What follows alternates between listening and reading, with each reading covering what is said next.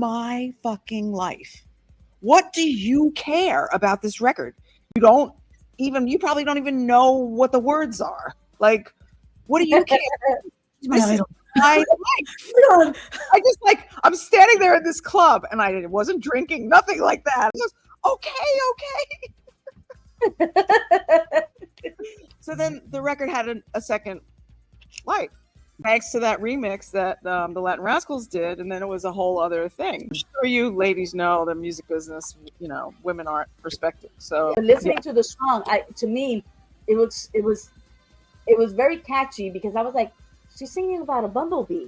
Yeah. Like singing and I was like, I'm not getting it. And then finally I listened to the word. I said, oh, what are you, stupid?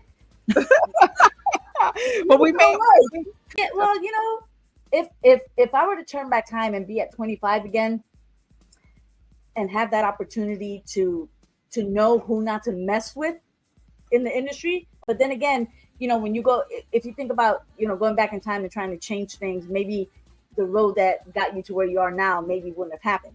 Some few people, my managers at the time, came out 90, late 89, 90, and she already had her stuff going on by that time.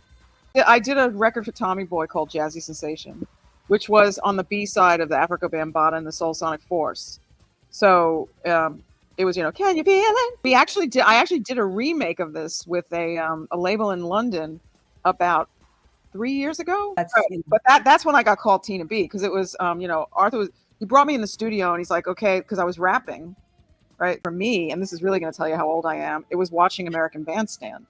So when I was a kid, we'd have it on in the house and I would stand there and I was dancing, like copying the people and singing the songs. And then this light went off in my head and I went, oh, I can do that. But, it was like just knowing, oh, yes, I can carry the tune. And then I started studying, doing whatever from there. I have it up on all the platforms now because I got all my rights back. So I own all my masters, right? I don't want to be an opera singer, right? But I eventually did do that because after I got dropped from A&M and then there was a sexual assault and it was all just like, I can't do this music business thing anymore. So I started studying classical. And I fucking loved it.